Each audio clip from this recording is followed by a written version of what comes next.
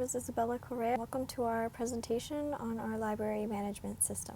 We decided to do a system using 5 different entities. We have the books entity, members, rentals, returns, and fines. This is supposed to act like a school library system. We have faculty, students, and staff. This is our dashboard. The dashboard holds basic information that you would want to know right away. So we have the number of copies are in our library, how many unique books, how many different active members we have, the number of open rentals, the number of overdue rentals, and the outstanding fines. So I'm just going to briefly show the tables. This is the book table. It holds the ISBN, the title, the author, the publisher, the year, the category, the number of copies, the number of available copies, and the status. You have a search function here, so you can search up Jane Eyre, and it pops up there. You can also edit. So if I wanted to change let's say I got a new book, I want to change the number of available copies, I would just come over here and then it will change. You can also add a new book. So I'm going to show you a unique constraint. So I'm going to try to add a book with the same ISBN as 1984. And the constraint should stop us from adding it. And we see here that it does not allow us to. Next we have the members table. Here it also includes search, edit, and adding a new member. Rentals, you have the complete table for every rental that's occurred for the database, all the past ones. And you can also check out a book. Returns, you have the full return history as well, includes those that are lost and damaged. And then you have fines, and the ones that are the most recent that are unpaid and partial are at the top, the rest are below, the paid ones. I'm just going to briefly show all of these stats. So this leads directly to the book table, this leads to the members table, this leads to the rentals table, this leads to a view. Instead of leading you to the returns table, for this stat, we just want to know how many books are currently overdue, not past overdue. It takes all the currently open rentals that have not been returned by their due date yet. So you can see the total days overdue here and the estimated fine that they will incur once that book is returned. And then outstanding fines, it leads you just to the fines table. These are all our queries. We have 10 queries. 3 of them are views. So the overdue books view, the book availability view, slightly different than our books table. It allows us to set the availability status of every book. Books that are less than 2 copies available are low stock. Books that are 1 copy or less or 0 are unavailable, else they are listed as available. And then we also have a discontinued, so if we mark a book as discontinued, it will also show it in the availability status. The third view we have is the most popular books view. This only gives you the top 10 books in our library with the most amount of times borrowed. So I can demonstrate this. Let's say I want to check out Pride and Prejudice again. So we're going to come over here to rentals. I'm going to check out a book. I'm going to select myself. I'm going to select Pride and Prejudice. We're going to just go with the set dates. Checkout was successful. There I am right there. So it automatically updated it. Before it was 3 and now it's 4. And so as books are checked out in our library, this view automatically updates as those items are checked out. We have the rest of our queries. I'm just going to briefly show them. We have the never borrowed books. This just checks the rental ID is equal to null for all of these books. The fines by member.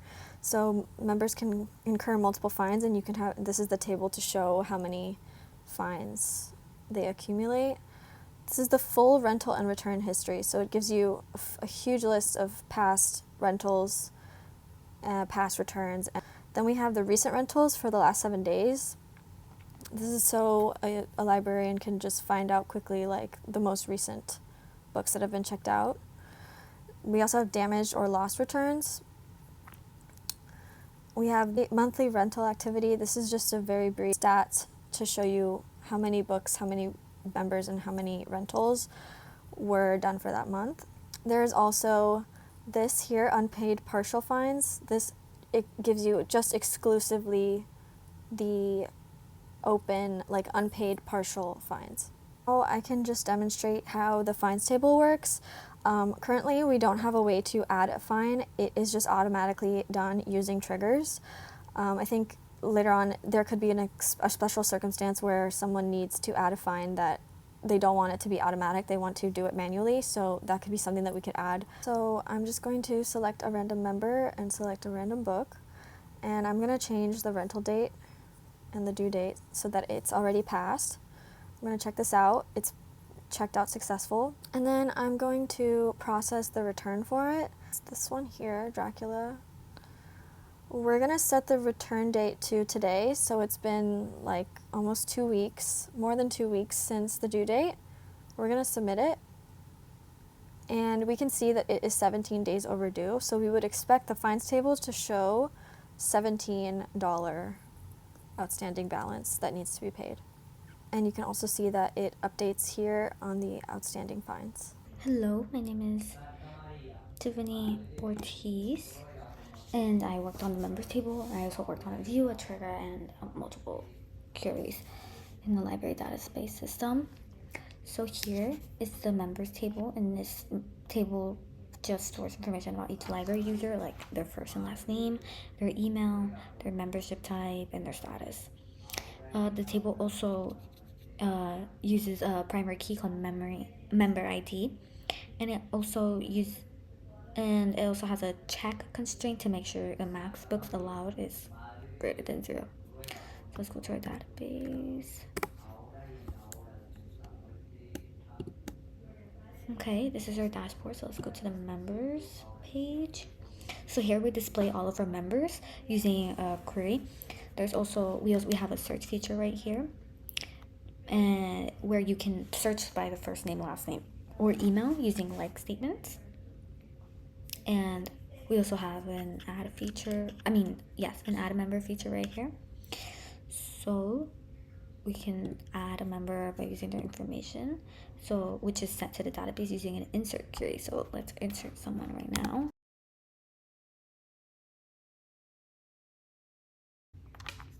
So here we can choose the membership type. So we'll just put student, and we'll keep the max books allowed. So we just added a member right here, and so we can also, so let's use the search feature, and let's search what we just added,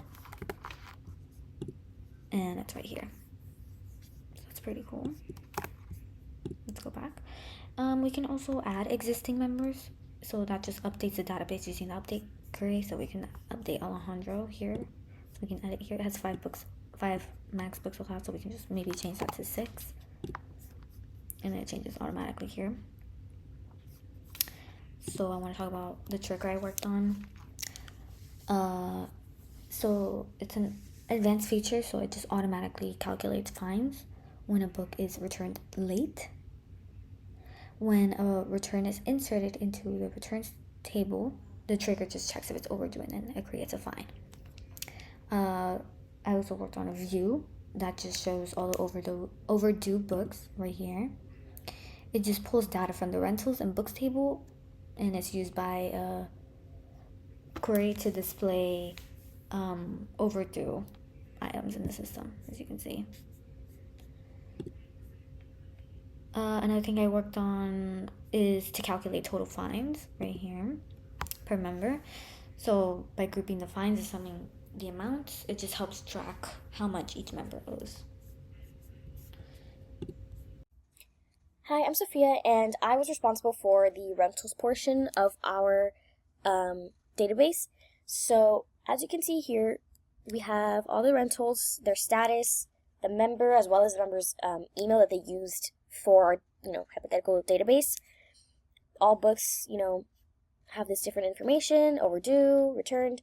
So let's say I wanted to check out a book. I would go here, I would select which member I am, so I'm going to select myself. and then I'm just going to pick random book 1984.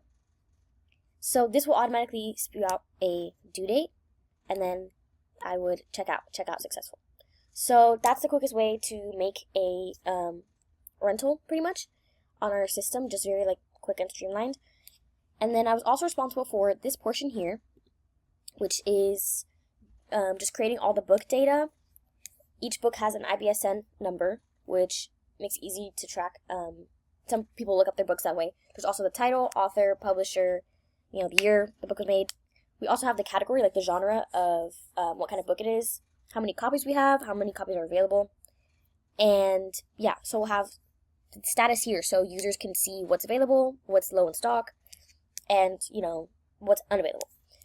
Aside from that, I also was responsible for the outstanding fines. So it'll show you here all the users who have a fine that was either outstanding or like a fine that was charged to them. So here are all of the ones with the little green paid tab. Those have been paid. And then here we have unpaid at the top.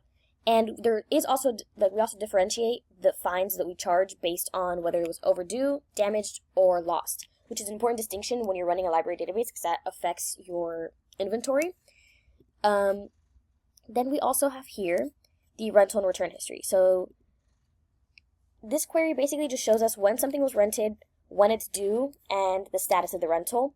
So these are all active, so they haven't been returned yet. And then we have these are returned, and it'll show us the condition it was returned in, good condition, and this was returned on time. This one's lost, returned late. So, this one was damaged, but returned on time. So all these differentiations matter in a realistic library database because that will affect the fines imposed on the member. I also was responsible here for the recent rentals, which is basically just rentals that have happened in the last 7 days. Just to kind of refine the search of, let's say, someone who's, working using the library database, not someone renting out books, right? Maybe sometimes you would want to see, a more refined piece of data rather than all the rentals of all time. You want to see what's recent, what's happening now in the past 7 days. You can see the status of what's active. They're all active. You see the users that have rented, the names, and when everything is due. So aside from that, when it comes to the actual code, here I have in the schema, this was my table here, which was just the rentals table. And it has all these parameters like rental ID, book ID, member ID, rental date, and due date, as well as status, just because all of those things can really affect, all of those things are very important in a database, and we try to keep all these tables just very interconnected, basically, just to make things run as smoothly as possible. And, rental ID, book ID, member ID are all things we felt were very realistic to an actual library database. So, yeah. Aside from that, that was my portion. Thanks. Hello, my name is Quincy Joseph. This is my feature implementation for G42's library management database system. My implementation, I worked on the returns table. See over here at the bottom left corner, you have the table returns as columns return underscore ID, rental underscore ID, return underscore date, condition underscore status, with the value of enum, good, damaged, or lost, notes, and process underscore by. The foreign key restraints that I worked on was FK underscore returns underscore process underscore by. Its target is by the members table process underscore by, and it's associated with the returns members underscore ID. It's on update cascade on delete restrict. For FK underscore returns underscore rental is the other foreign key. Its target is by the rentals table rental underscore ID, and it's associated with the returns rental underscore ID on update cascade on delete cascade. Right here, we're gonna run the book underscore availability underscore view, which is the view I worked on. Once you run it right here, it shows the book ID, the title, author of the book, publication year, publisher, category, total copies, available copies, copies on loan, but the most important part is the availability status, which shows it's either available, low stock, unavailable,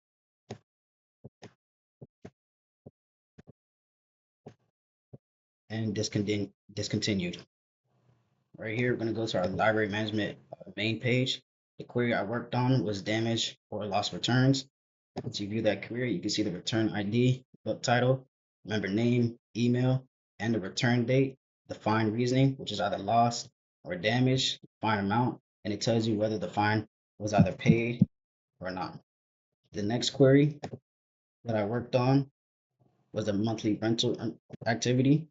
It shows the month and the year that the book was rented on, the total rentals for that month, unique members for that month, and unique books for that month as well. Thank you. Thank you so much for watching this presentation.